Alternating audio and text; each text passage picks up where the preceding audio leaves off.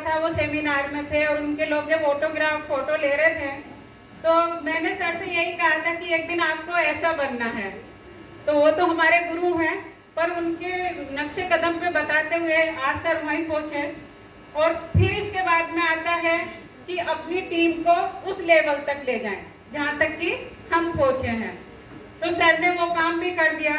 फिर मैंने सर से कहा, सर आपने मेरे से 5 साल मांगे थे कि 5 साल मुझे दे दो, फिर जो तुम कहोगी मैं वो करूँगा।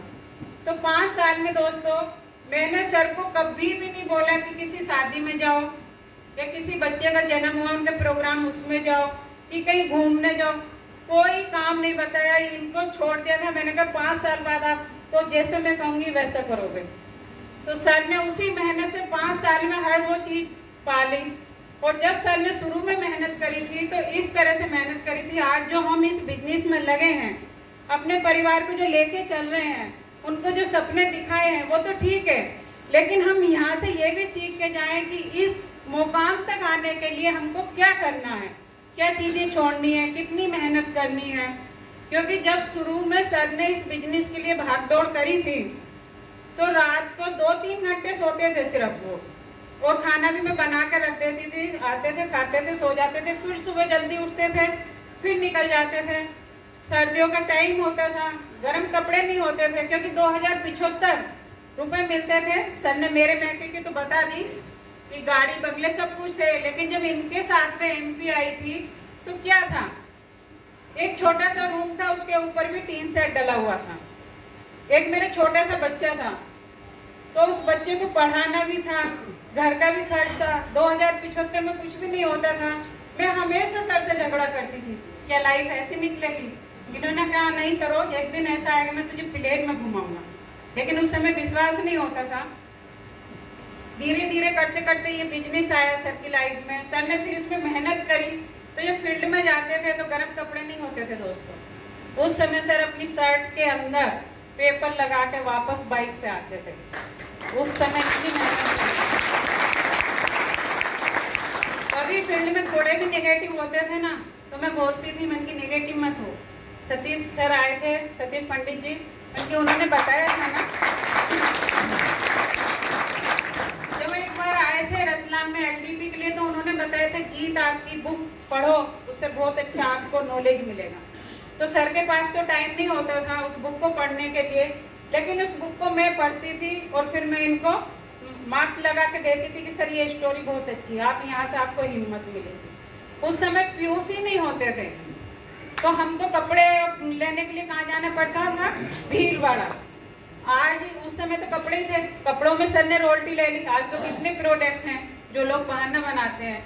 तो भीलवाड़ा से प्रोडक्ट लाते थे, घर पे रखते थे, फिर उनको सेल करते थे। इस तरह से हमारी लाइफ चल रही थी इस बिजनेस में। जैसे तैसे सर ने अपनी सब पिनों को अचीव किया। फिर मैंने कहा सर अब आपके 5 साल पूरे हो गए, घर बैठो। यही कहेंगे ना हम, क्योंकि सब कुछ मिल गया हमको, अब क्यों भेजूं मैं। लेकिन नहीं दोस्तों, एक औरत का ही दिल ऐसा होता है। फिर जब मैं ऐसे भाइयों को देखती हूँ तो फिर मन में आता कि मेरे लिए हो गया, लेकिन इनके लिए कौन।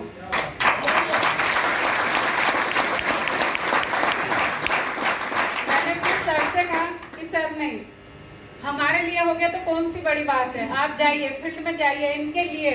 और जब सुनती हूँ ना, आज भी मेरे हाथ पे कांप रहे हैं, क्योंकि सर को लोग बोलते ना कि इनको सुन के मैं स्पिन पे आया, इनकी मीटिंग सुन, तो इतना गर्व होता है कि भगवान ने उनको पता नहीं इसी कामयाबी के लिए भेजा।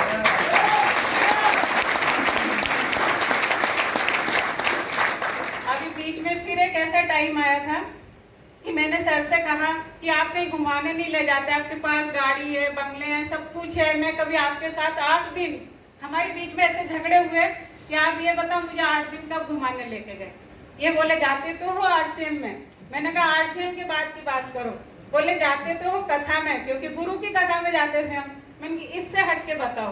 बोले वो तो टाइम नहीं है। मैंने कहा अब मैं आरसीएम नहीं करने दूंगी। मैंने आपको दे दिए 10 साल, अब मेरे को घुमा के लाओ, अपन पूरे भारत में घूमे। विदेश का मुझे शौक नहीं है, विदेश के बहुत टूर आते हैं, मैं कभी मैंने कहीं घूमूंगी तो भारत में। आज तक मैं विदेश में नहीं, दोस्तों पैसे की कोई कमी नहीं है। मैंने मैंने कहा मेरे भारत की कंपनी है, मेरी भारत की कंपनी इतना पैसा दे रही, कोई घुमाने लेके जाएगा तो भारत में घूमने जाऊंगी। और इस तरह से हम दोनों के झगड़े हो ही रहे थे, तभी सर ने गुरुकुल में प्रवेश करा। आप लोगों ने सर को सुना भी होगा गुरुकुल में कि सर बोल रहे थे कि सरोज क्यारी पहले ही गुरुकुल में चले जाते हैं। तो जब ये गुरुकुल में गए, इनको जो गुस्सा आता था, वहां जाके चेंज हुए।